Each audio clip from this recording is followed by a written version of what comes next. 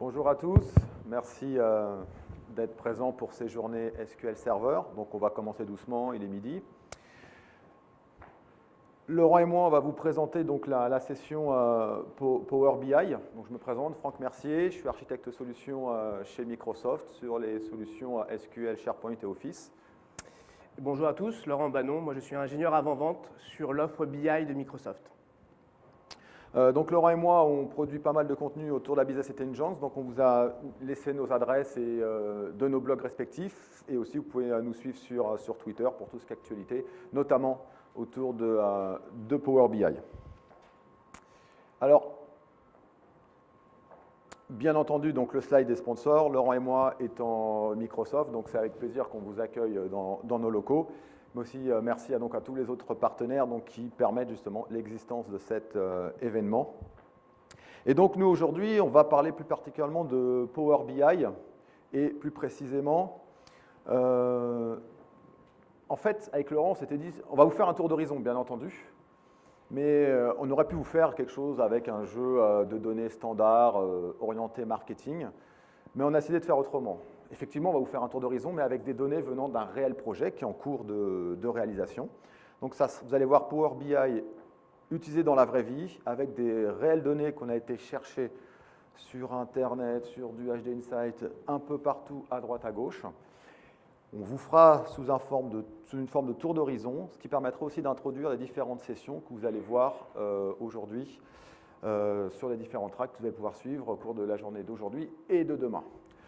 Petite question, qui a déjà entendu parler de Power BI? Si vous voulez bien lever la main. Ah, parfait, super. Merci. Donc on va commencer bien sûr par vous faire quelques slides très très rapides. Donc ça va être un peu le côté marketing de la présentation, juste pour pouvoir bien vous repositionner ce qu'est Power BI. Et pour ça, je vais laisser la parole à Laurent. Ok, donc Power BI, grosso modo, bon, je pense que vous connaissez pas mal l'offre, mais Power BI, qu'est-ce que c'est? Power BI, c'est très simple. L'idée, c'est de faire un projet BI, mais réellement en mode facile, en s'appuyant sur un outil que vous connaissez tous, c'est Excel. Donc l'idée, un projet BI, généralement, c'est 3 parties. Première partie, je vais devoir extraire des données. Donc je vais réellement me connecter sur différentes sources de données. Je vais pouvoir extraire ces données-là, les transformer. Donc ça, c'est la première partie. Avec bien sûr une phase de découverte en amont, savoir quel type de données je vais extraire. Deuxième phase, c'est je vais pouvoir, tout en restant dans Excel, je vais pouvoir consolider l'ensemble de ces données. Donc ce qu'on appelle faire une couche sémantique. Et une fois que j'ai fait ça, c'est pas tout, mais après on va vous fournir tous les outils pour justement, en mode interactif, en termes de visualisation, des outils ultra sexy pour voir les corrélations, les liens qui peuvent exister au sein de vos informations. Donc ça, c'est vraiment la partie, on va dire, côté Excel. Après, il y a le pendant aussi, mon frère, justement, qui va permettre de traiter vraiment côté serveur, d'avoir la brique côté serveur, avec justement que va présenter Franck. Donc, alors vous avez bien compris, donc il y a une partie poste de travail et une partie, dans un premier temps, orienté cloud, avec donc Office 365 qui va vous permettre d'avoir les pendants de ce que vous allez pouvoir mettre en place on-premise. On a fait un jeu de couleurs justement bien dédié à ça, donc tout ce qui est plutôt orienté rouge, ça va être sur le poste de travail, pour pouvoir vous retrouver sur les slides, et tout ce qui est orange, c'est tout ce qui va être plus dans le cloud avec Office 365. Laurent prend la partie poste de travail. Voilà, alors comme je le précisais, sur la partie Power BI, tout se passe au sein d'Excel. Donc là, vraiment, le prérequis, c'est Excel. Pas besoin d'apprendre un nouvel outil. Vous connaissez Excel, super. Vous allez pouvoir justement faciliter la prise en charge et la mise en œuvre d'un projet BI. Comme je le disais, première étape, je vais chercher des informations. Quel outil? Power Query. Power Query, ce qui est réellement nouveau dans la faculté d'extraire des informations, c'est que je vais pouvoir extraire des informations de nature complètement diverses et variées. On parle beaucoup de Big Data. Vous allez voir que justement, en particulier avec le scénario qu'on va vous montrer, avec Power Query, je peux chercher de l'information structurée ou non structurée. Première partie. Après, une fois que j'ai fait ça, je consolide. Directement depuis Power Query, je vais pouvoir prendre des données et les amener dans un Power Pivot. Et là, je vais pouvoir traiter un nombre de volumes ultra important. On parlait tout à l'heure de technologie in-memory. Et justement, Power Pivot encapsule la technologie in-memory pour pouvoir traiter beaucoup de données. Et par la suite, je vais pouvoir enrichir les informations, définir mon chiffre d'affaires, comparer par rapport à mon chiffre d'affaires de l'année N-1, ainsi de suite, tout ça au sein d'Excel. Après, je ne vais pas changer d'outil. je vais rester au sein d'Excel et je vais pouvoir après, on va dire, m'appuyer sur PowerView, donc le moteur de restitution PowerView, pour voir réellement comprendre mes données, comprendre la performance de mes données de mon entreprise. Et puis, petite nouveauté qui est arrivée il y a quelques temps, ce qu'on appelle Power Map. Donc ça, c'est un outil très orienté graphique, mais on va dire type cartographie, orienté aussi 3D, donc voir typiquement faire des cartes de chaleur. Et on va vous montrer justement un cas de figure tout de suite, enfin tout de suite dans peu de temps. Dans peu de temps. D'ailleurs, c'est encore tes slides là. Ah bon. Donc sur la partie justement, la partie Power Query, comme je vous le disais, il y a un add-in qui est au sein d'Excel, donc un petit add-in qui est en téléchargement gratuit et qui va me permettre après, vous voyez, donc voir toutes les différentes sources que je vais pouvoir extraire, donc les différentes sources à la fois classiques, usuelles, de type base de données relationnelle, quelle que soit la nature de la base de données, et aussi des sources qu'on va dire moins, on va dire, classiques, plus hétérogènes, de type typiquement une page web. Donc je vais pouvoir chercher de l'information depuis une page web qui n'est pas forcément bien structurée et pouvoir après prendre ces informations-là, la structurer et puis transformer ces informations-là et en bout de champ, le mettre dans un classeur de type Power Pivot. On y arrive justement, après vous connaissez déjà Power Pivot qui s'améliore après de version en version, donc avec la faculté de pouvoir traiter beaucoup d'informations, de pouvoir croiser des informations de sources différentes. Éventuellement, je peux avoir les performances de mon entreprise qui sont, on va dire, issues d'un dataware et puis croiser avec un fichier Excel, typiquement les performances, ou pas les performances, mais plutôt dire mes attentes, mes objectifs. Est-ce que je suis bien, moi, par rapport, en termes de réaliser, par rapport à justement à un budget? Ça, je vais pouvoir le faire très rapidement avec un Power Pivot.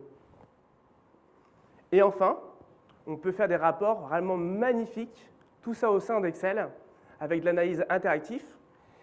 Et on va dire que là, pas besoin d'apprendre un nouvel outil pour faire réellement des rapports très sympas, c'est très facile. Et puis on va trouver tout de suite des relations qui existent au niveau de mes données. Donc je vais pouvoir faire des graphiques différents. Et puis en sélectionnant par la suite un histogramme, une barre au niveau d'un histogramme, je vais voir les correspondances qui peuvent exister sur un autre rapport. Mais ça, on va vous le montrer par la suite en termes de démonstration.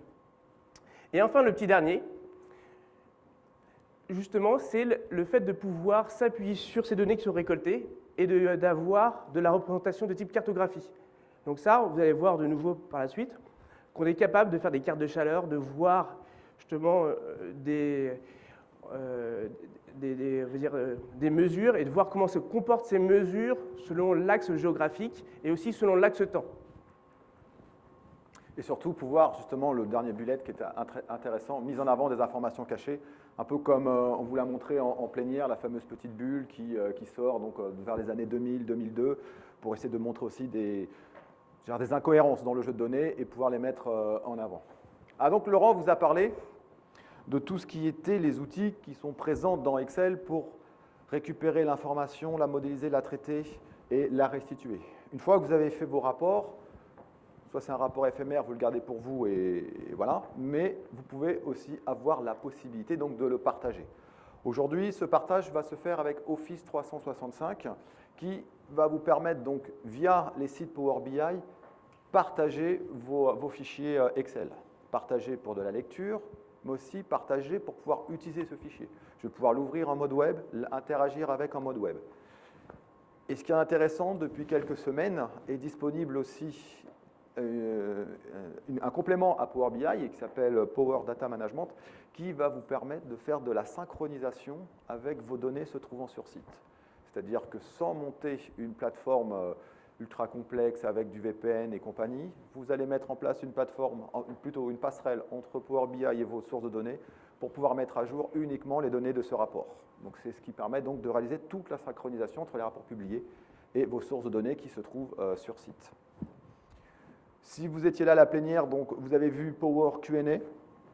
Power Q&A donc, va permettre, à partir de tous les rapports que vous avez publiés, qui ont été construits de la manière dont vous a présenté Laurent tout à l'heure, c'est-à-dire avec le Power Pivot. Laurent a dit à juste titre le mot couche sémantique. Lorsque vous allez faire vos Power Pivots, vous avez bien pensé à renommer vos colonnes pour qu'elles soient lisibles dans un langage à peu près compréhensible par vos utilisateurs finaux.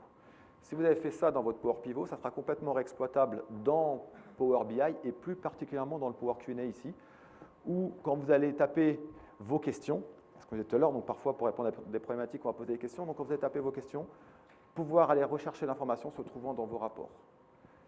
Ce qui est intéressant, c'est qu'aujourd'hui, ça va se baser principalement sur les noms des colonnes que vous allez mettre en place. Dans quelques semaines, il y aura aussi possibilité de mettre en place des dictionnaires de synonymes afin de pouvoir permettre aux utilisateurs finaux de requêter sur des mots différents qui se trouvent par rapport à vos entêtes de colonne. Donc, ce Power Q&A, donc, finalement, c'est quelque chose d'assez puissant et de présenter finalement l'information sous une forme de moteur de recherche et de pouvoir sortir la présentation qui nous intéresse par des mots-clés.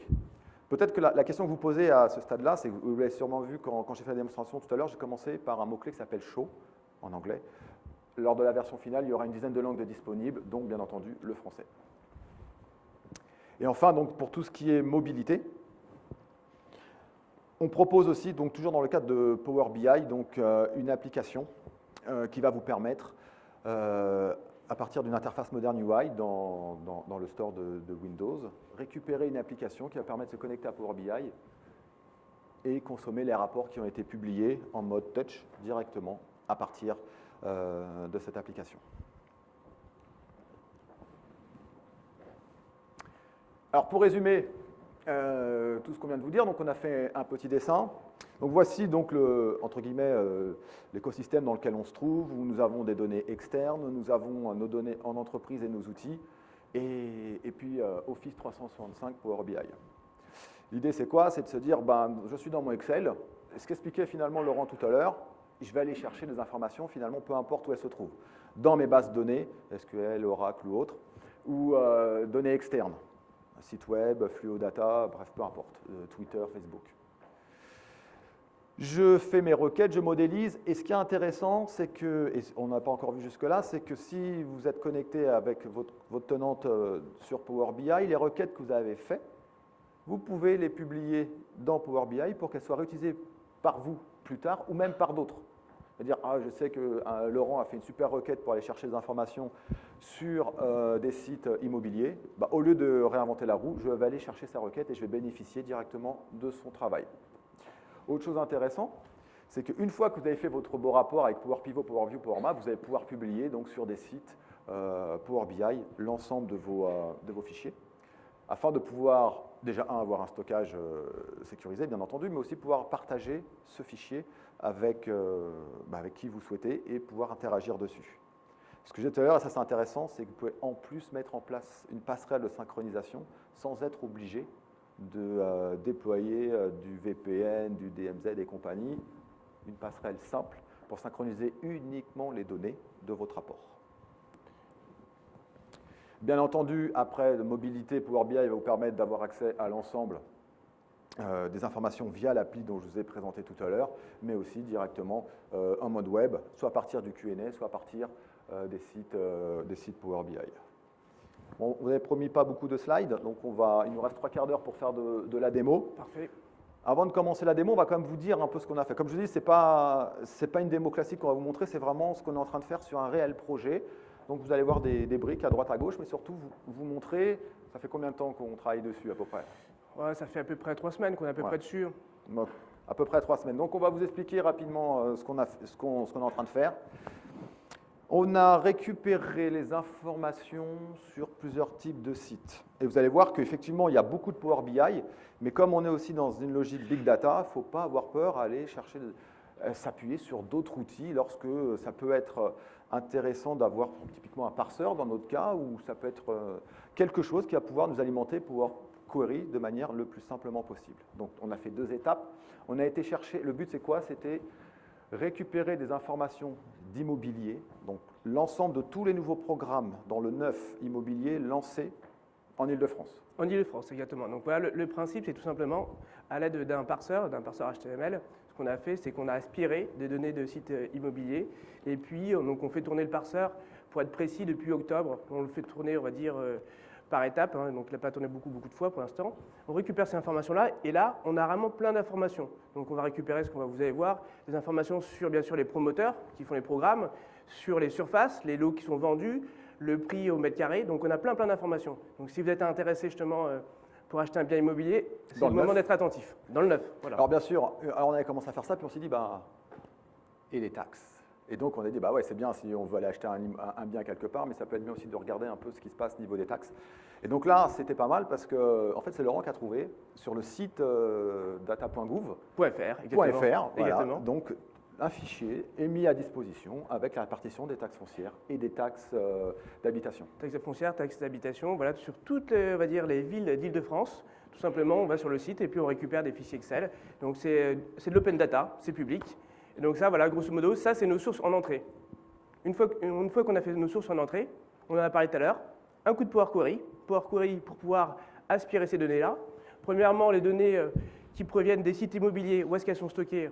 Dans du HT Insight pour l'instant. Donc c'est notre version, comme le disait tout à l'heure Damien, c'est la version Hadoop de Microsoft. Donc les données sont stockées là. Power Query, on les aspire. Un coup de deuxième Power Query pour aspirer les données des taxes. Un point qui est important aussi, sur toute la partie... Effectivement, donc j'allais rebondir sur ce que j'allais dire. Lorsqu'on a voulu faire le premier merge en full Power BI, problème au niveau des villes. Exactement, voilà. Là, on est vraiment dans un véritable projet Big Data. Pourquoi? Parce qu'on va parler justement, on va chercher des informations des différentes sources. Chacune de ces sources peuvent parler un langage différent. Donc, comment on fait un moment pour consolider justement ces informations-là? Donc là, heureusement, dans notre offre SQL Server, on a une brique qualité de la donnée qui va nous permettre de dire, ben maintenant, toi, tu parles avec ce langage-là, toi, tu parles avec un autre langage. Et là, on fait le rapprochement, en particulier avec notre ETL, qui s'appelle SSIS, et aussi notre moteur de qualité de la donnée qui s'appelle Data Quality Services. Donc là, ce que vous allez voir, les données ont déjà été rapprochées, mais après, ce qu'on a fait en arrière-plan, c'est qu'on a rapproché l'ensemble de ces données pour avoir justement des beaux rapports et avoir des données cohérentes. Notamment, pour être plus précis, lorsqu'on récupère les noms des villes, on avait par exemple ici les Moulineaux avec des traits d'union, l'autre côté sans les traits d'union, et lorsqu'on faisait les rapports, les consolidations, c'était pas terrible. Donc nous avons nettoyé tous les noms des villes et tout ce qu'on souhaitait nettoyer finalement. On a pris les codes postaux comme pivot et on a fusionné tout ça pour avoir un jeu de données sur lequel on allait pouvoir matcher les offres des annonceurs avec les taxes en fonction des villes. Et puis bien entendu, on a fait les rapports les plus beaux possibles avec Power BI. Et c'est parti pour la démonstration. Okay. Alors ce qu'on retient bien sûr, Power BI SQL 2014, Better Together bien entendu. Ok. Alors les slides on n'en a plus besoin donc on va pouvoir les retirer. Attends avant de switcher quand même. Petite vidéo. Donc là en fait ce que vous voyez, ce sont le nombre de lots par département, par ville, qui sont proposés par nos différents promoteurs. Donc là, ici, ça permet de voir un tour d'horizon et le nombre d'offres en termes d'appartements, en termes de loft, d'ailleurs, il n'y en a pas beaucoup, et en termes de maisons. Ensuite, on va faire un panorama, avant d'acheter quand même, sur le prix au mètre carré. Donc là, nous avons une représentation graphique par département où quand c'est rouge vif, c'est là où c'est super cher. Donc bien entendu, le centre de Paris. Nous avons un bien d'exception dans le 7e qui fait un peu exploser les prix au mètre carré où nous sommes à 26 000 € au mètre carré. Ensuite, on affine les taxes avec plein de points d'exclamation pour dire les taxes en termes de courbe de chaleur, où est-ce que c'est super taxé en termes de taxes foncières, taxes d'habitation. Puis en plus, on a découvert que les taxes d'habitation et foncières étaient décomposées départementales, régionales, etc. Donc une belle couche, pas mal de couches en termes de taxes. Et ensuite, on a superposé toutes les couches pour vous montrer là où le nombre de lots par rapport au prix au mètre carré et par rapport aux taxes, et essayer de trouver la meilleure corrélation entre un bien et les taxes associées par rapport au prix au mètre carré. La vidéo que je viens de vous montrer, ce n'est pas une vidéo marketing et tout, c'est une vidéo qu'on a fait Laurent et moi pour être complètement honnête ce matin avant de venir à la présentation. En prenant le petit déjeuner. En prenant le petit déjeuner d'ailleurs. Et tout simplement, Power Map va vous permettre d'être aussi le réalisateur et de créer vous-même vos propres vidéos par rapport à vos données. Et chose qu'on va vous montrer maintenant. C'est parti avec Laurent. C'est parti. Ok, merci Franck. Donc là maintenant, on vous parle vraiment de cas concrets, c'est vraiment des données réelles. Là où est-ce que je me situe au sein d'Excel et je vais analyser justement ces données immobilières qui ont été consolidées au sein d'un Power Pivot. Alors ici, je pense que vous retrouvez un environnement que vous connaissez bien, je suis au sein d'Excel où on va retrouver cette notion de slicer, de filtre, qui va me permettre de filtrer mes données justement sur mon périmètre temps. J'ai une notion aussi de département, de ville. Et là, en l'occurrence, ce qui est intéressant avec cette rosace, c'est que je vais pouvoir voir le nombre de lots, ici, que je vais visualiser le nombre de lots par département. Donc là, aujourd'hui, Donc la dernière fois que le parseur a tourné, c'était hier soir. Je vois tout de suite que dans le 92, c'est le département où je vends, où les promoteurs, la somme globale, c'est là où il y a le plus de lots. Ok, c'est le premier graphe d'un côté. De l'autre côté, sur la partie droite, on voit cette fois-ci les taxes. Et on voit, est-ce que c'est dans le 92 où les taxes sont les plus importantes? Non. En effet, les taxes où elles sont les plus importantes, c'est plus dans le 77. Ce type de rapport est complètement interactif déjà. Je vais pouvoir faire un focus, si je le souhaite, au niveau du 92.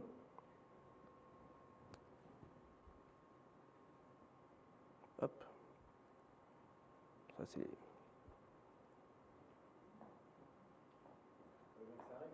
Voilà.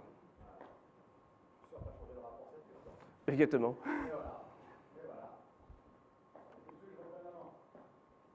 Attends, je vais essayer juste de regarder.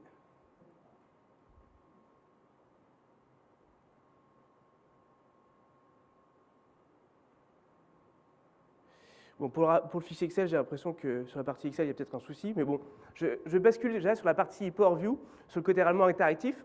Donc cette fois-ci, côté interactif, qu'est-ce qu'on visualise? Le prix au mètre carré par département. Ce qui est normal, c'est qu'on voit tout de suite que dans le 75, le prix au mètre carré est beaucoup plus important que dans les autres départements. Vient tout de suite par la suite le 92.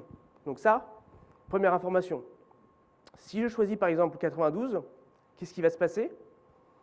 Vous voyez, juste en bas au niveau des images, les images ont été réactualisées. En bas, les images, qu'est-ce que ça représente? C'est l'ensemble des programmes qui sont dans le 92. Donc là, typiquement, je vais pouvoir après zoomer et après choisir, si je le souhaite par exemple au niveau 92, je vais pouvoir zoomer.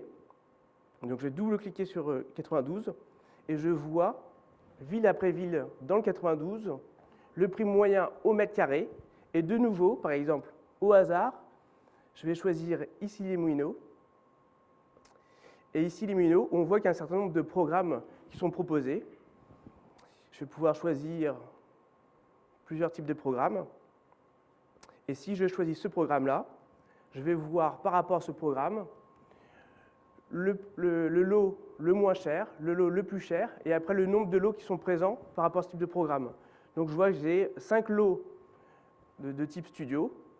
Je vois que j'ai, en termes de 2 pièces, j'ai deux pièces. Et ainsi de suite. Donc là, voilà typiquement ce type d'analyse qu'on est capable de faire très rapidement.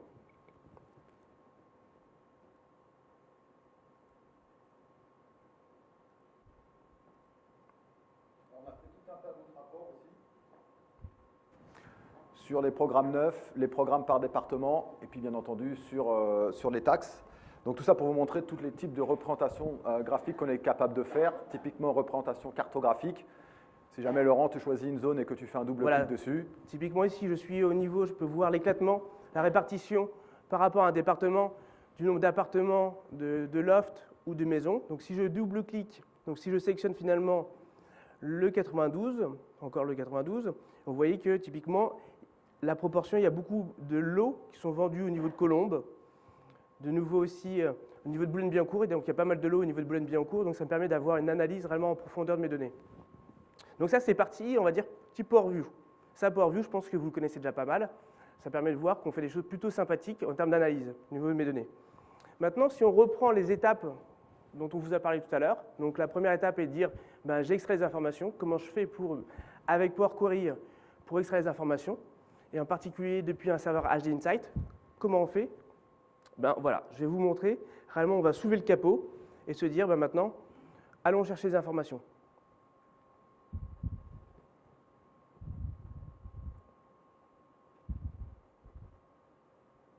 Alors.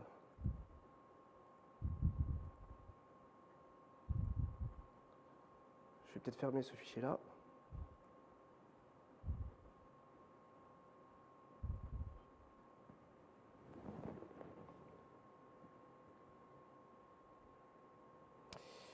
Alors, hop.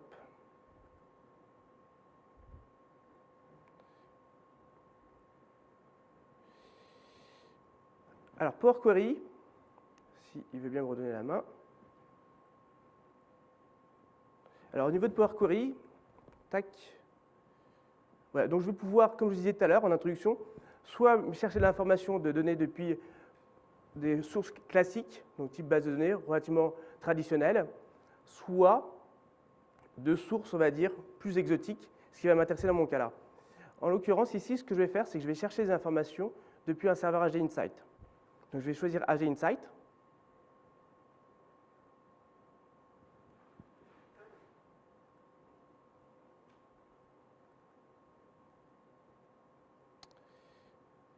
Je vais peut-être fermer mon Excel. Hop. Il te fait des misères ton Excel là, je crois. Oui, exactement, ouais.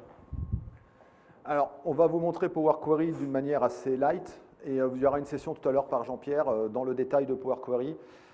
Sachez que Power Query, c'est extrêmement puissant. Pour moi, c'est la brique la plus puissante de Power BI.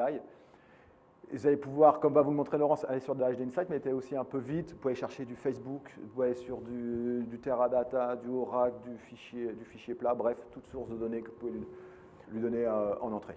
Ok, moi je suis désolé. Alors là, en l'occurrence, si tu me permets, Franck, je vais me connecter sur ton compte HD Insight. En l'occurrence, ici, qu'est-ce que je fais? Je renseigne l'URL du compte HD Insight de Franck Mercier. Hop, donc là, qu'est-ce qu'il y a sur le compte de Franck? En l'occurrence, apparemment, logement, il y a des choses au niveau logement. Je vais aller chercher des informations sur le compte HD Insight de Franck. Et là, hop, je vais prendre ces informations-là, je vais lui dire, je vais les prendre au format texte. Donc là, j'ai les informations vraiment brutes du compte HD Insight de Franck. En l'occurrence, ici, ce n'est pas tellement transformé. Donc on parlait de Power Query pour transformer l'information. On voit qu'apparemment, il y a des virgules qui séparent les informations. Qu'est-ce qu'on va faire? Vous voyez, au niveau de Power Query, il y a un certain nombre d'outils de transformation, comme dupliquer l'information, pouvoir éclater une colonne, pouvoir faire pivoter les informations. Donc là, ce que je vais faire, c'est que je vais éclater ces informations-là par virgule. Hop, vous voyez, tout de suite, ça commence à prendre un peu plus forme. Par la suite, moi, je vais me dire, ça ressemble à une belle structure tabulaire. Et en l'occurrence, ce qu'on va faire, c'est qu'on va dire la première colonne, ça va être mon en-tête. Hop. Et vous voyez, maintenant, on commence à avoir de l'information. Donc là, vous voyez réellement les informations qu'on a utilisées pour faire le port view. Donc là, je vais retrouver les années, le type après de l'eau, le code postal, ainsi de suite. Voilà typiquement ce qu'on est capable de faire très rapidement avec justement du Power Query. Je vais pouvoir enregistrer l'information, enregistrer la requête et pouvoir, comme le disait tout à l'heure Franck, prendre cette requête-là et la partager avec la partie Power BI sur la partie Azure, sur la partie Office 365. Alors, ça, c'est la première étape, donc c'est pour extraire les informations. Par contre, ce que ne savent pas beaucoup de personnes, c'est sur la partie avec Power Query, le fait de pouvoir utiliser des fonctions. Donc là, en l'occurrence, si on regarde au niveau des taxes, je vais montrer le fichier depuis le début. À quoi ressemblait le fichier des taxes sur le site opendata.gouv.fr? Ça ressemble à ça. Donc ça, ce n'est pas de l'information réellement très structurée. On voit qu'en haut, j'ai un libellé, j'ai le nom du département. Après, au niveau des en-têtes, finalement, j'ai plusieurs en-têtes. Je vais avoir la taxe d'habitation. Après, je vais avoir communal, intercommunal, départemental. Donc j'ai plusieurs en-têtes, ce n'est pas très bien formaté. Après, j'ai le nom des communes. Voilà, donc j'ai tout ça. Et tous ces fichiers-là, je les ai récoltés dans un répertoire. Ce que j'aimerais faire, c'est pouvoir structurer ces informations-là, donc quelque chose qui n'est pas très beau. Donc comment je fais? De la même manière que ce que je viens de vous présenter, je vais pouvoir dire, hop, très rapidement, je vais structurer l'information ici pour un département. Donc très rapidement, je vais les structurer pour un département. Plus, par la suite, au niveau de Power Query, vous voyez, tac, à ce niveau-là, j'ai une fonction qui me dit, donne-moi toutes les listes de fichiers que tu as finalement dans un répertoire. J'utilise cette fonction-là et je vais récupérer tous les fichiers avec toutes mes taxes d'Île-de-France par département. Et après, par la suite, l'idée est réellement très simple, c'est que cette transformation qu'on a faite une fois, je vais pouvoir en créer une fonction, et cette fonction-là, je vais pouvoir l'appliquer sur l'ensemble des lignes ici que je retrouve qui sont au sein de mon classeur Excel. Donc je vais dire pour finalement lesson, tu m'appliques telle transformation. Pour Hauts-de-Seine, tu m'appliques telle transformation, et ainsi de suite. Et ça, de telle manière, ça va me permettre réellement, que ce qu'on arrive à faire, c'est que je vais pouvoir structurer l'information, et deux, je suis capable d'industrialiser un processus de transformation. Donc ça, réellement, Power BI devient réellement Power BI et Power Query devient un superbe outil pour extraire l'information. C'est bon? Sur la partie Power BI, donc voilà, on a montré côté justement avec Power View, ce qu'on pouvait être capable de faire. Après, on montrait justement avec la partie Power BI comment je peux extraire des informations depuis un serveur HD Insight, donc toutes les informations qui ont été récoltées de sites immobiliers. Après, on vous a montré justement depuis Power Query comment pouvoir structurer l'information et l'automatiser. Maintenant, je vais laisser la main à Franck pour la partie, de nouveau la partie Office 365.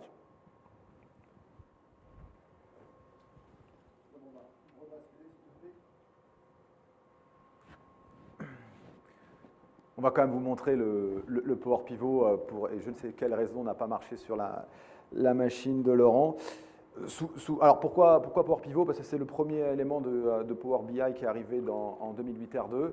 Ça illustre le moteur in-memory, donc X-Velocity. Et donc, comme vous a montré Laurent, avec du Power Query, on a récupéré les informations de HD Insight, mais en fait d'un site de logement, les taxes, et nous avons tout mélangé pour, dans un premier temps, tout injecter dans un tableau croix-dynamique classique. Quand vous voyez ce type de rapport, première chose que vous dites, c'est complètement illisible, et je vous dirais oui, tout à fait. C'est pour ça que dans Power Pivot, vous avez la notion ici de segments qui vont vous pouvoir donc de jouer directement sur vos données avec une interface, j'ai envie de dire, assez simple. Donc si on veut se focaliser sur le 92, chose que l'on peut faire, où on va donc limiter notre rapport que sur les informations liées au 92. Le rapport reste tout le temps toujours autant illisible, j'ai envie de dire. Donc c'est-à-dire qu'on va même pouvoir se positionner sur un axe date. Donc ce que je vais faire, je vais mettre comme ça sera beaucoup plus clair pour vous. Donc se dire, voilà, j'aimerais me focaliser en novembre, par exemple. On se voit qu'on n'a pas changé grand-chose, c'est pas bien grave. Mais surtout, dans le slicer ville, il va être complètement lié à mon slicer département. C'est-à-dire que les filtres que vous allez mettre en place seront intelligents entre eux et vont pouvoir se passer les informations. Ce qui fait qu'il va me sortir ici que les villes liées au 92, toutes celles qui apparaissent ici en grisé, c'est celles sur lesquelles ça ne correspond pas du tout au département 92. Donc à partir de là, je vais pouvoir ensuite me focaliser sur une ville qui m'intéresse. Donc pour la démonstration ici, on va aller sur Issy-les-Moulineaux pour regarder la logique qu'a initié Laurent. Donc ça permet déjà de mettre en avant les taxes et surtout de mettre en avant aussi dans le tableau qui est juste sur sa gauche, les nouveaux programmes, ici, par promoteur, dans le 92, et à côté, voir les taxes à Issy-les-Moulineaux. Donc est-ce qu'il fait bon ou pas d'investir à Issy-les-Moulineaux?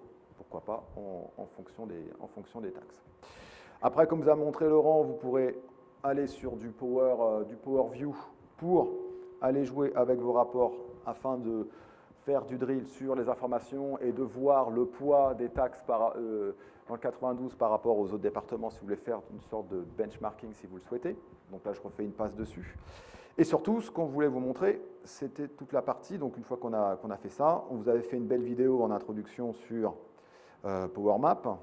Power Map est le petit dernier, j'ai envie de dire, de Power BI qui va vous permettre donc de récupérer les informations, soit de votre Power Pivot, soit d'une table toute simple. Vous récupérez une table. Nous, on avait fait ça à un moment pour voir toutes les connexions de sortie des browsers, des filiales Microsoft. Et il n'y a pas que de l'Internet Explorer qui est utilisé même chez nous. Voilà. Donc à partir de là, vous pouvez donc gérer ce genre d'informations de manière cartographique. Et donc si maintenant je lance le Power Map, il va vous présenter une interface, soit vous créez un nouveau tour, soit vous utilisez un tour existant déjà. Donc la vidéo que je vous ai présentée est venue d'ici. En fait, qu'est-ce que l'on a fait? Donc toutes les informations dont vous a présenté Laurent tout à l'heure, en fait, elles se retrouvent là. Elles se retrouvent dans une interface type tableau croisé dynamique, quelque part, exposée ici sous cette forme. D'où l'importance de bien renommer vos colonnes, comme le montrait Laurent, aussi bien dans le Power Query que dans le Power Pivot, parce que c'est là où finalement vous allez les retrouver pour les exploiter et les placer sur vos cartes. Alors justement, comment placer sur les cartes? Ici, vous avez tout un tas de tours que j'ai déjà préparés. Il se peut que vous souhaitiez en rajouter un autre. Ben, c'est chose que l'on va faire ici. Donc on va rajouter ce qu'on appelle une scène. Et donc ici, il nous a rajouté une scène en copiant en fait tout simplement la dernière qui était présente. Ce qui est intéressant, c'est que déjà ce qu'on va faire, vous avez une interface ici qui est finalement assez simple, surtout si vous avez utilisé des logiciels type AutoCAD ou autres, où il y a cette notion de différentes couches, de layers, que vous pouvez utiliser. Donc dans un premier temps, ce qu'on va faire ici, on va prendre les couches, et puis pour vous montrer qu'on part de zéro, on va tout effacer. Voilà, comme ça, ça mérite d'être clair. Et ce que l'on va faire, on va créer une nouvelle couche. Pour créer une nouvelle couche, vous avez un petit icône ici qui vous permet de le faire. Donc on va cliquer dessus, petit plus. Et là, il va nous demander des informations géographiques. Première chose à faire, c'est on rajoute la notion géographie. Et ensuite, on va venir y placer les données que l'on souhaite faire corréler avec cette notion de géographie.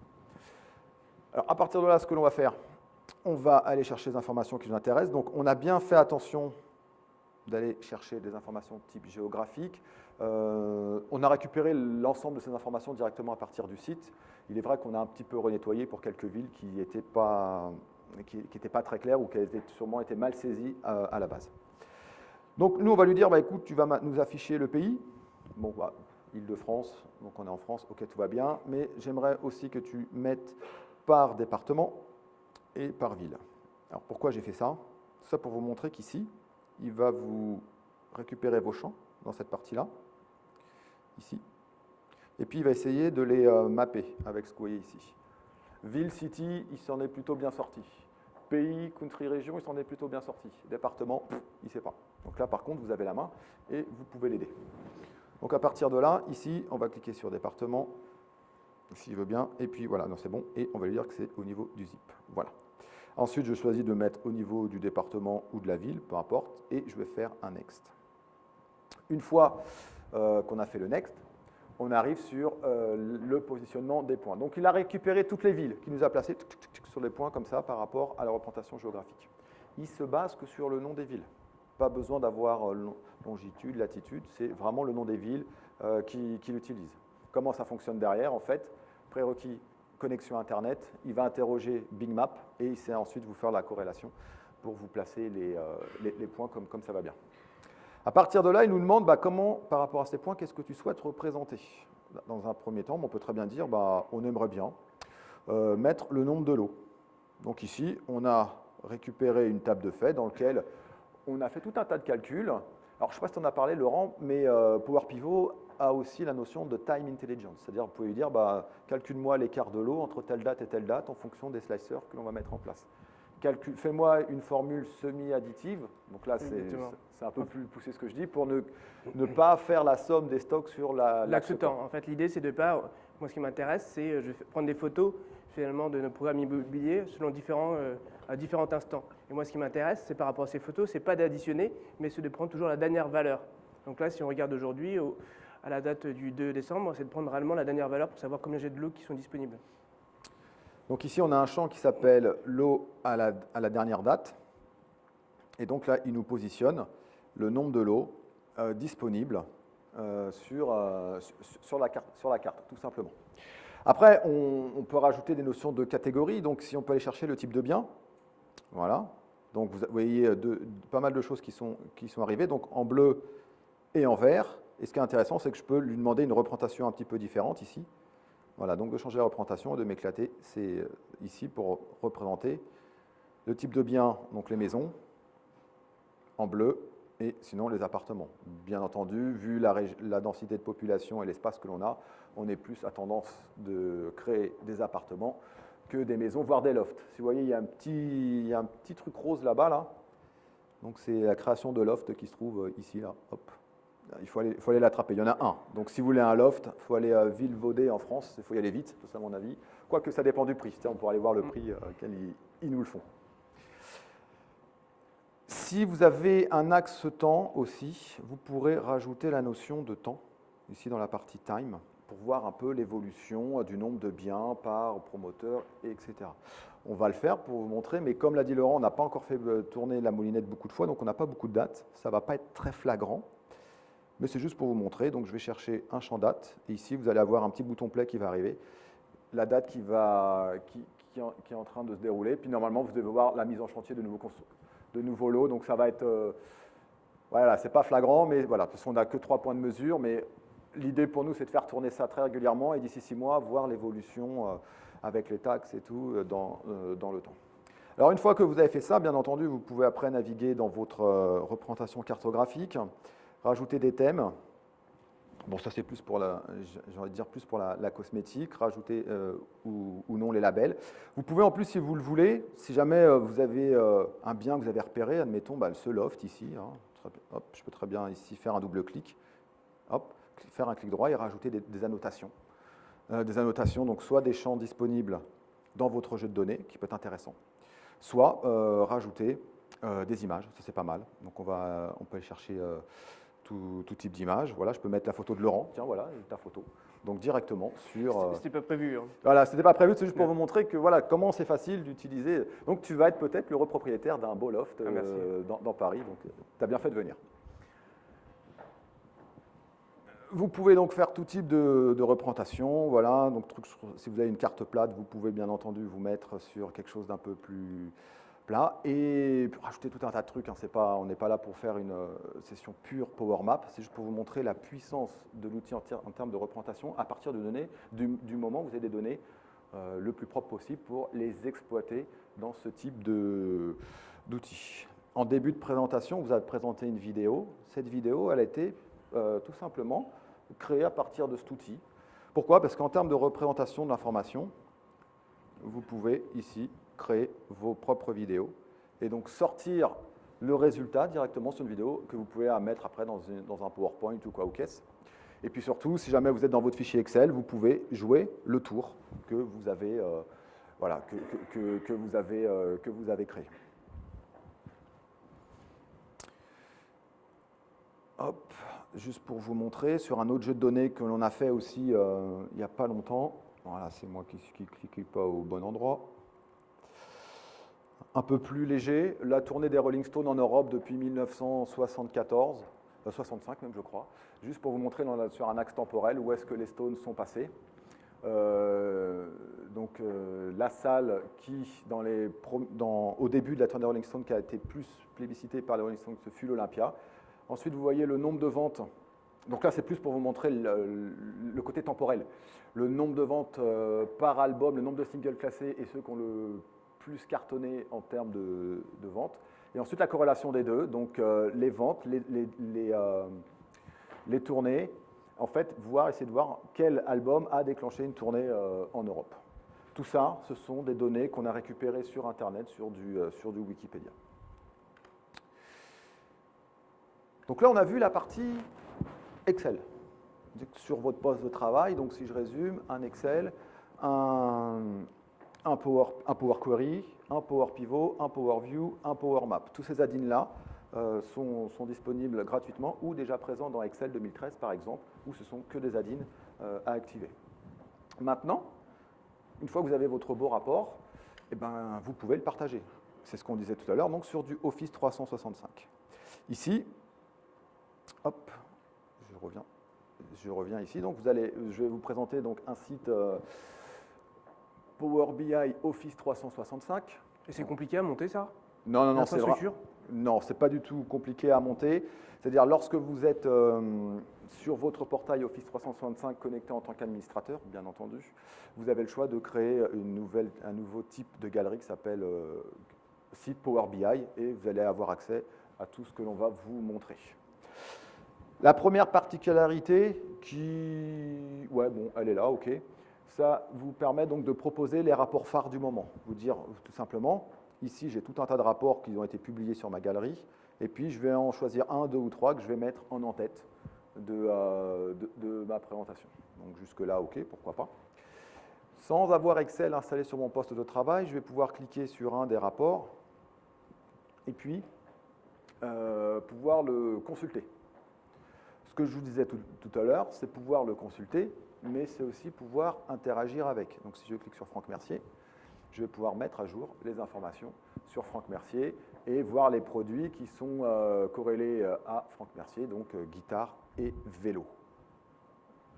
Ce que je disais tout à l'heure, ok, là c'est bien, déjà on a une interaction qui est plutôt sympa avec le fichier, on peut le consulter, on peut utiliser les segments, les slicers qui ont été mis à votre disposition.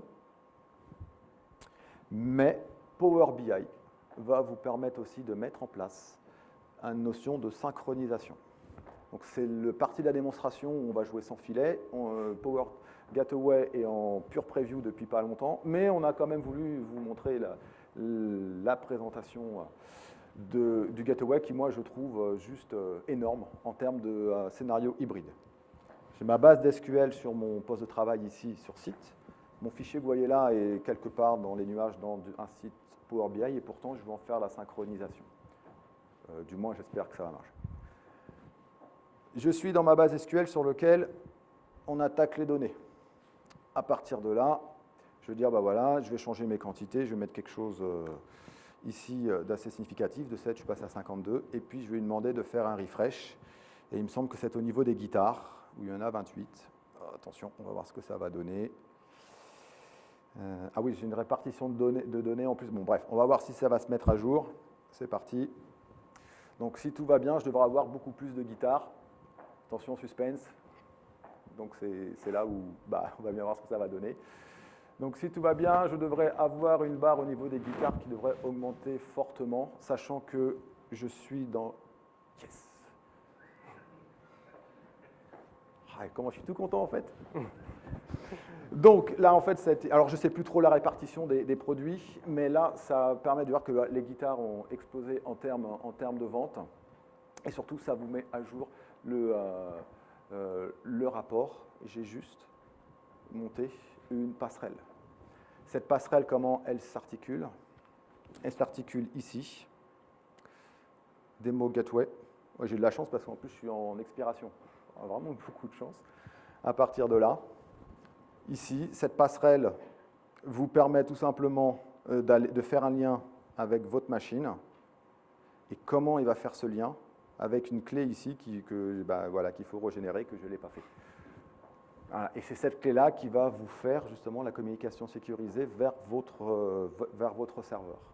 Et bien justement, votre serveur, donc si jamais on regarde sur site, vous allez installer un petit agent.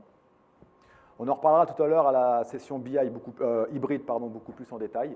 C'est tout simplement un service qui sera à côté, sur le serveur de votre base de données et sur juste les données qui constituent votre rapport, il sera capable de vous faire la synchronisation avec cette fameuse clé ici qu'il va falloir rentrer à ce niveau-là. Et c'est comme ça qu'il va faire le lien sécurisant entre votre Power BI, la passerelle Power BI et votre base SQL Server. Alors ça, c'est vachement bien. Pourquoi? Parce que vous avez accès à vos rapports, vous avez accès à la synchronisation de vos rapports. Donc, un espace partagé.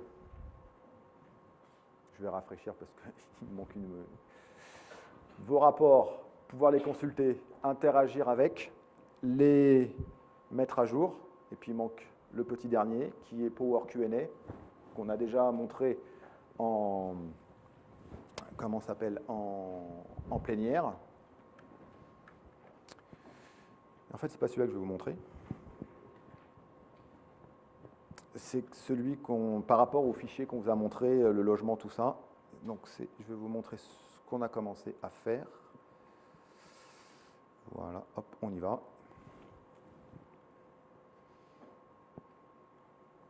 Donc, j'aurais pu prendre l'autre compte, mais c'était sur des données génériques, sur des médailles, tout ça.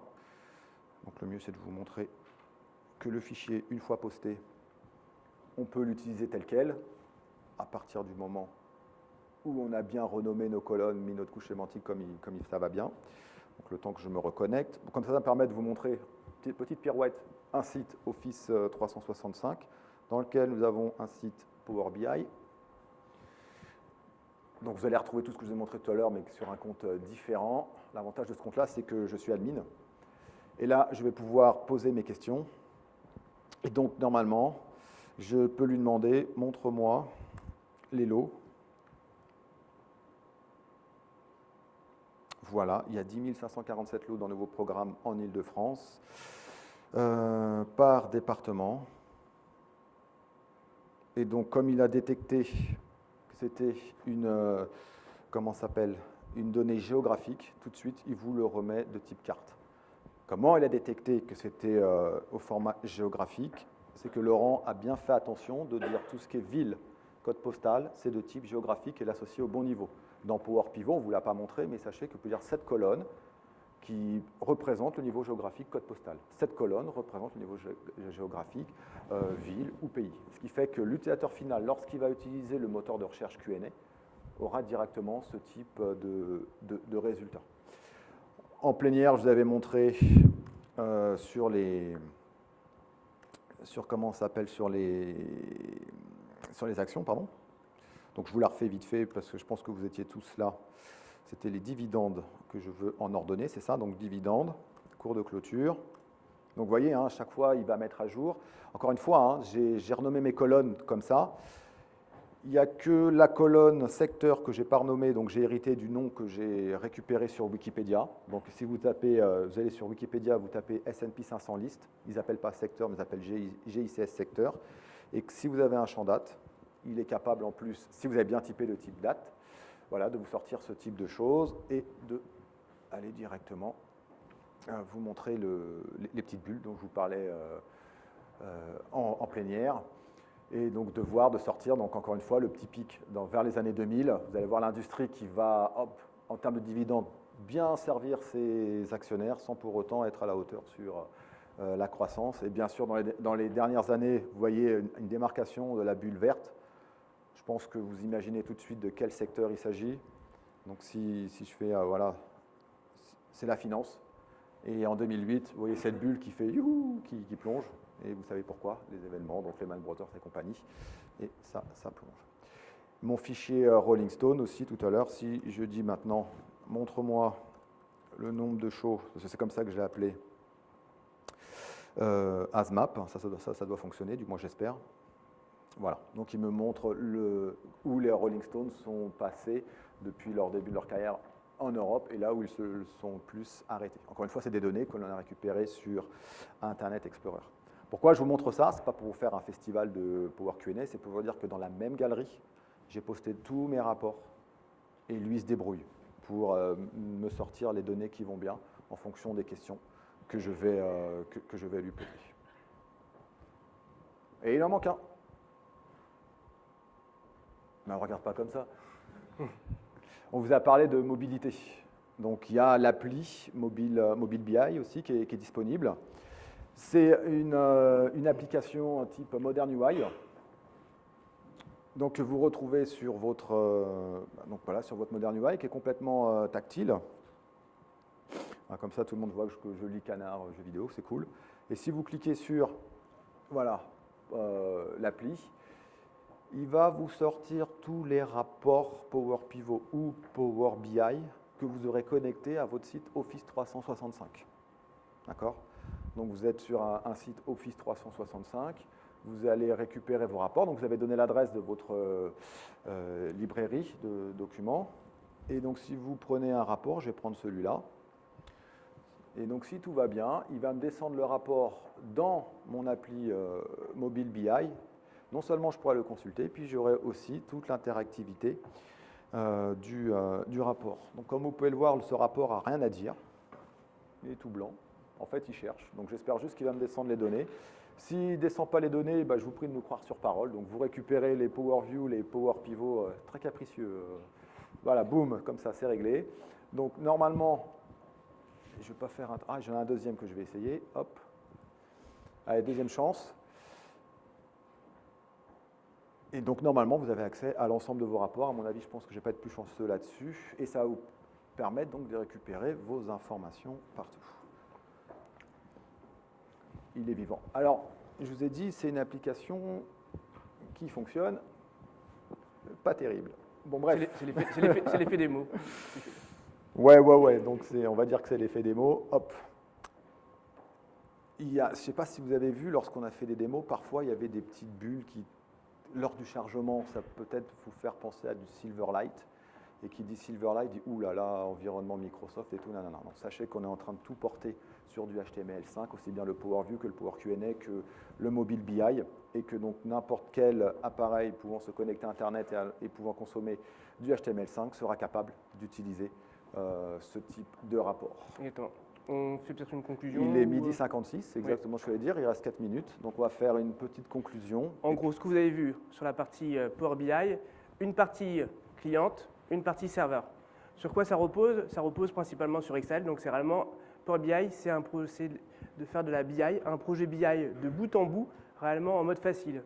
Vraiment, on va vulgariser l'approche BI. Donc toute la partie, j'extrais l'information, je consolide, je visualise côté Excel. Et après, côté serveur, un point qui est super important sur les projets BI, j'étais consultant auparavant, c'est réellement ça va simplifier la mise en place d'une architecture BI. C'est pour ça que je demandais à Franck combien de temps ça met en place pour justement mettre une infra pour BI, Office 365, c'est ultra simple. Donc ça veut dire que réellement côté serveur, par la suite, j'ai fait mon Power Pivot, et mon Power Pivot, je vais pouvoir, hop, je le sauvegarde, et puis on va pouvoir bénéficier de toute la puissance que vous avez montré Franck. Donc visualisation de l'information, je rafraîchis l'information. Aussi Power Query, je vais pouvoir maintenant apporter de la gouvernance, ça c'est un point important, dans tout ce qui est extraction d'informations, puisque je vais faire mes requêtes Power Query et je vais pouvoir après les sauvegarder à un endroit centralisé avec une gestion de droit, aussi savoir qui a le droit ou non d'utiliser telle ou telle requête. Et puis après, il y a aussi quelque chose qui est vraiment important, c'est la partie mobilité. Donc ce que justement montrait Franck tout à l'heure, du moins ce qu'on a essayé de montrer, c'est la partie mobilité. On va maintenant apporter une expérience réellement de pouvoir orienter touch pour pouvoir voir tous ces rapports adaptés sur du touch. Voilà, donc réellement aussi bien la partie cliente que la partie serveur. Et dernier point, je pense qu'on peut en parler, c'est comment Laurent et moi on a travaillé pour justement monter ces démos et continuer à le faire. Je pense que ça peut être intéressant. Laurent et moi, on n'est pas du tout dans le même service, donc on se déplace beaucoup au travers de la France. Et pourtant, on a pu monter cette démo en utilisant le cloud et plus particulièrement le IaaS, les machines virtuelles IaaS. Donc, Laurent avait toute sa machine de récolte de données et ses bases là-haut dans le cloud dans une machine virtuelle. Et moi, je récupérais les données sur mon Excel, on-premise, etc. Pourquoi on vous dit ça?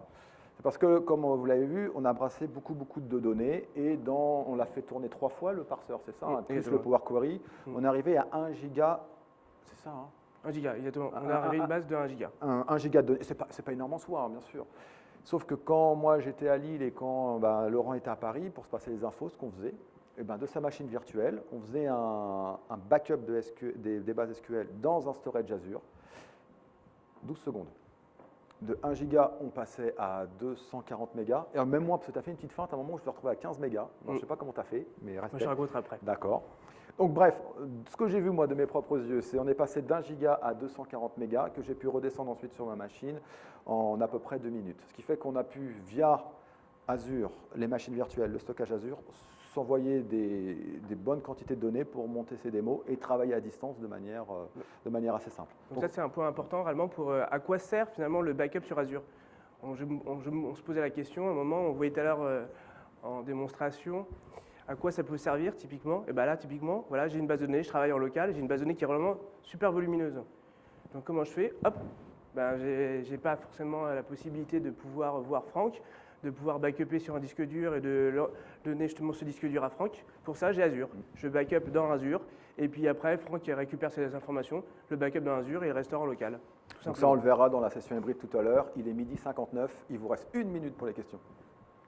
Alors ceci dit, on plaisante parce que si après vous pouvez venir nous voir, il n'y a pas de souci. On est détendu, il y a tout le temps, il y a les lunchbox à côté et il y a une première question ici.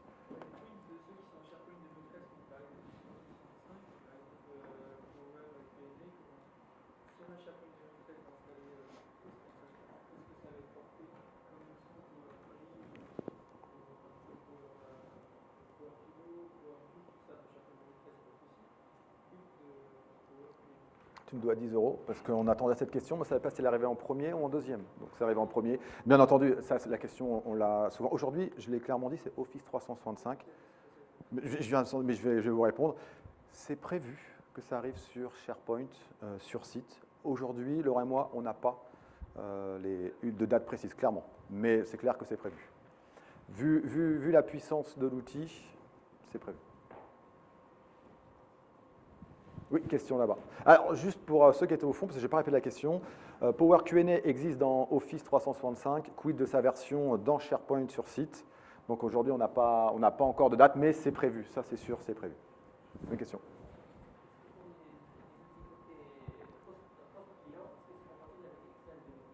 Alors, est-ce que les outils post-client sont compatibles avec les outils avec Excel 2010? Tu réponds ou je réponds? Oui, alors sur la partie Power Query, c'est de souvenir, c'est bien avec Excel 2010. Sur tout ce qui est visualisation, ce qu'on a vu avec Power View, il y a des améliorations quand même qui sont relativement sympathiques avec Excel 2013. Donc là-dessus, on va dire en mode conception, donc réellement celui qui va concevoir, on va dire entre guillemets le développeur, sachant que ça peut être ce qu'on appelle un Power User, il aura besoin pour toute la richesse de Excel 2013. Après, pour consommer l'information, ben ça, comme vous l'avez montré Franck, j'ai plus besoin d'Excel. Excel, je le mets presque de côté. Et là, un simple navigateur suffira pour pouvoir consulter l'information. Alors, pour compléter, Excel 2010, vous avez déjà Power Pivot avec un add-in. Tout ce qui est Power View, c'est Excel 2013. Tout ce qui est Power Query, Power Map, je crois que c'est aussi Excel 2013. Il y a un 2010, ouais, 2010. Bah, très bien. Donc Power Query, c'est 2010. Merci pour la précision. Et après, par contre, ce qu'a dit Laurent, c'est vrai, hein, donc toute la partie Office 365, voilà. Et ça, c'est plutôt intéressant. Surtout quand vous avez des anciennes versions d'Excel à utiliser. N'hésitez pas, si vous avez d'autres questions. Ah, il y a une question tout au fond là-bas. Excusez-moi, on a les projecteurs dans la tête, on ne voit pas forcément tout.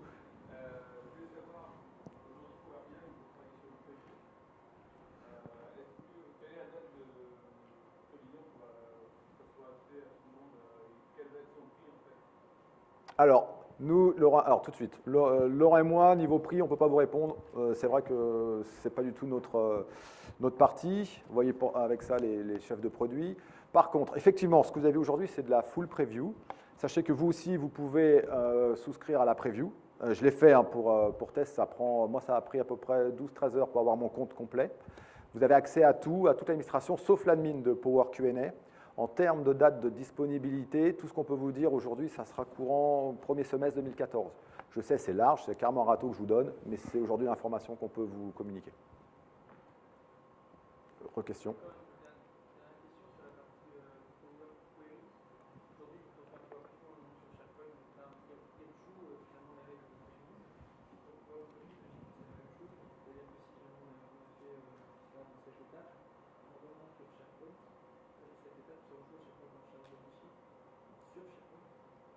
Alors ça c'est une bonne question, savoir si... Il faut répéter la question peut-être. Alors la question c'est, vous me dites hein, si je me trompe, la question c'est de dire je vais faire un certain nombre d'étapes côté client, côté Power Query, et l'idée c'est que ce Power Query, donc cet jeu de transformation, je vais l'enregistrer côté serveur sur Office 365, et l'idée serait de pouvoir rejouer, c'est ça?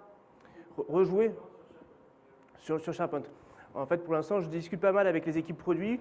Pour l'instant, aujourd'hui, c'est vu côté SharePoint comme un repository, donc un lieu de stockage, mais le lieu d'exécution reste côté client. Ça, c'est pour aujourd'hui. Donc, il n'y a pas côté serveur sur Office 365 la faculté de pouvoir faire justement tout ce traitement-là.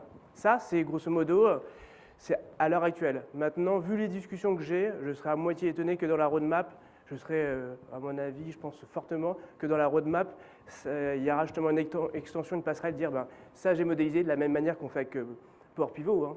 Voilà, j'ai modélisé un certain nombre de traitements, de transformations, et ce traitement-là, je l'enregistre et après je le rejoue. Et je le planifie même. On a le data catalogue déjà dans lequel on peut mettre nos requêtes. Effectivement, comme disait Laurent, ça peut laisser présager la possibilité d'exécuter ces requêtes à partir du data catalogue, soit sur SharePoint ou dans Office 365. Pour être transparent, j'avais posé cette question aux équipes produits. Leur réponse était un petit smiley. Voilà. Ah, une question là-bas.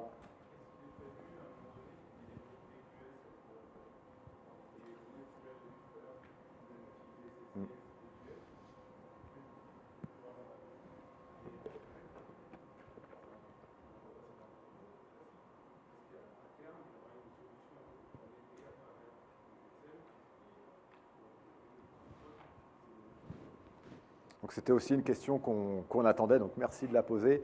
Est-ce que DQS, enfin quoi, l'équivalent DQS pourrait être intégré avec Power Query, hein? Dites-moi si j'ai bien traduit votre question.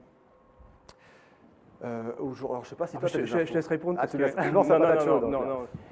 Non, aujourd'hui, on n'a pas cette information, savoir si on va pouvoir faire le couplage avec du Power Query et du DQS. Je pense qu'il y aura sûrement un couplage, il y aura sûrement un rapprochement qui se fera. J'entends des échos, mais pour l'instant, les informations sont plus confidentielles, mais il y a des chances que ça soit facile, que DQS devienne réellement extrêmement facile en termes d'accès, tel qu'on voit aujourd'hui. J'en dis pas plus, mais grosso modo, il y a de fortes chances qu'il y ait un rapprochement aussi. Mais ceci dit, ce qui est très simple, ce qui risque d'être très simple à faire, c'est de dire le Power Query, je vais pouvoir enregistrer ces informations-là brutes dans une base SQL, et une fois que c'est dans une base SQL ou autre, ben, je vais pouvoir après, étape secondaire, et faire du DQS, faire du SSIS, exactement comme on a fait là. Donc ça, et ça, un point qui est important, cette question, elle est vraiment très bien, c'est que là-dessus, on se différencie par rapport aux autres, on va dire par rapport aux autres acteurs décisionnels. Pourquoi? Parce que faire de la BI en mode agile, on n'est pas les seuls à le faire, certes. Mais maintenant, faire de la BI agile, vous avez vu, on a eu un problème de rapprochement de données au niveau des villes, comme disait le Franck tout à l'heure, avec Issy-les-Moulineaux, avec Écentre et d'Union. Et à un moment, comment je fais pour pouvoir finalement apporter de la pertinence et de la précision au niveau de mes données? J'ai besoin, comme vous le dites, de DQS ou de SSIS. Et là, au niveau de notre offre décisionnelle, on a dans SQL Server les briques qui vont bien. Donc ça, c'est un point qui est vraiment important pour un projet décisionnel. Effectivement, hein, votre question est tout à fait légitime. Hein, c'est Next. On a déjà ça, effectivement, on propose, mais ça serait bien d'avoir l'intégration complète, à mon avis. Une question. Bonjour. Salut Laurent. Salut.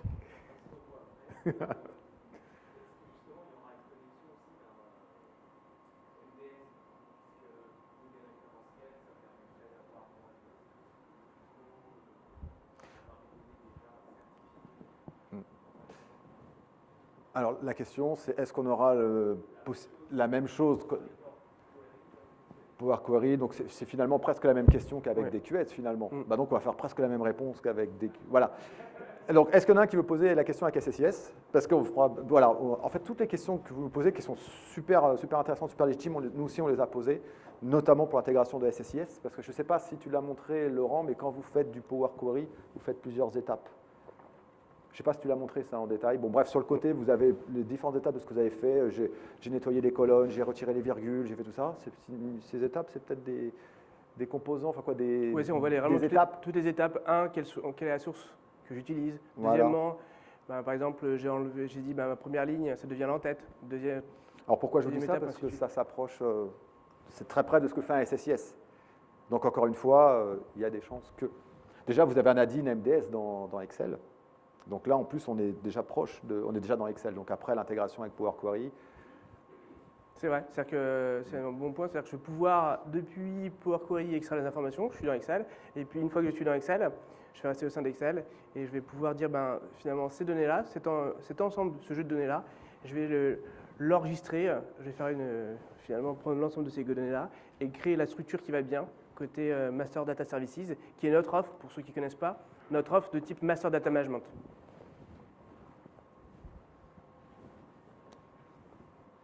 Ah, une autre question là-bas.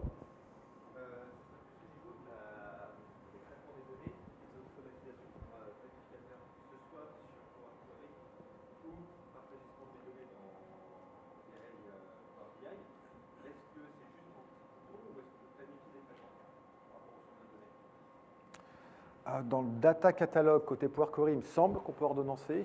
Côté Gateway, c'est une bonne question ça.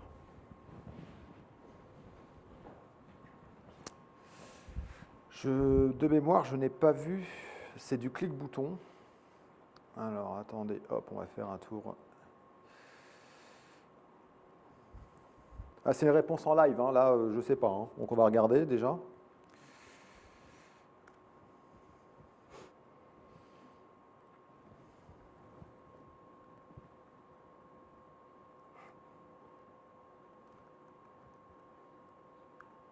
Si tu as des choses à dire, Laurent, vas-y. Non, mais je voyais frites. Oh, t'as faim, toi. Elle est 13h10. Donc après, on va arrêter. Donc, hop. Donc Power BI. Donc là, je rentre dans un site Power BI, je vais dans l'admin. Bon, mon site Frit, c'est un site que j'ai ouvert via le programme Preview. Hein. Vous y aviez accès aussi, Preview Power BI. Vous allez avoir accès donc, à tout ça et aussi l'admin. Comme ça, tu dis à tout le monde que tu aimes bien les frites, le ketchup et tout ce qui est. Voilà, exactement. Quand tu veux, hein. Voilà. On verra ça dans la session hybride tout à l'heure, comment on monte la passerelle. Donc, ça c'est ma passerelle, ça c'est ma source de données. Ma source de données, c'est celle-là. J'ai envie de dire que la réponse, c'est non. Je n'ai pas accès. Donc, pour le moment, c'est du clic-bouton. Hein. Pour le moment, c'est du clic-bouton. Sauf s'il y a une option qu'on a ratée, mais on regardera, c'est un très bon point.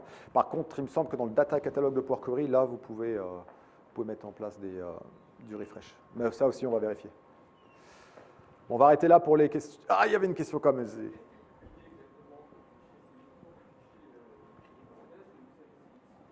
XLSX. Quel type de fichiers sont publiés? Fichiers XLSX, parce qu'on embarque Power Pivot, tout ce qui est moteur XVelocity, donc tout ça, c'est embarqué là-haut. Voilà.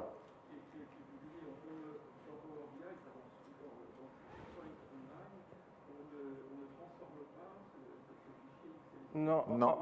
En fait, la conception, les données en elles-mêmes, elles résident dans le fichier Excel. Et donc, elles résident dans les fichiers Excel. Donc, on a beaucoup de données. Beaucoup de données, comment ça tient? Parce que c'est compressé. Finalement, c'est compressé. C'est ce qu'on appelle le stockage en colonne. Cette compression, elle était apportée, comme l'a précisé Franck tout à l'heure, avec donc sous Excel 2010, sous un add-on, donc en libre téléchargement. Je complète Excel 2010. Et sous Excel 2013, je n'ai strictement rien à faire, puisque même quand je commence finalement à créer une table, en arrière-plan, ça utilise ce mode de stockage natif. Donc lui, il utilise tout ce mode de stockage.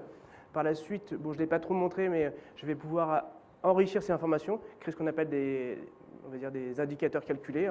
Mon chiffre d'affaires comparé à celui de l'année N-1. Donc mon fichier, il a de l'intelligence. Ce fichier qui a de l'intelligence, qui a de la donnée, de l'intelligence, de la visualisation, je prends ce fichier-là, il est autonome finalement, et après la suite, je le donne et je le mets sur un serveur. Et ce serveur, qui est Office 365, c'est lui qui devient finalement moteur de calcul. Donc par la suite, je peux avoir plein de clients, plein d'utilisateurs. Vous pouvez arriver avec votre explorateur et puis naviguer au sein d'Office 365 et avoir la même expérience de navigation comme si vous étiez dans Excel. Donc on va arrêter là pour les questions, parce qu'après il n'y aura plus rien à manger, puis après c'est de notre faute. En tout cas, merci d'avoir suivi cette présentation. Et puis on vous souhaite de bonnes journées au SQL Server. Merci d'être venu.